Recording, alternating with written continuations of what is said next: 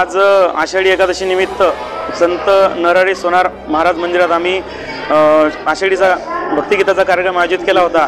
तर या कार्यक्रमाचे प्रमुख गायक शिवहर डांगे आणि कुमारी आकांक्षा मोतेवार हे दोन गायक होते।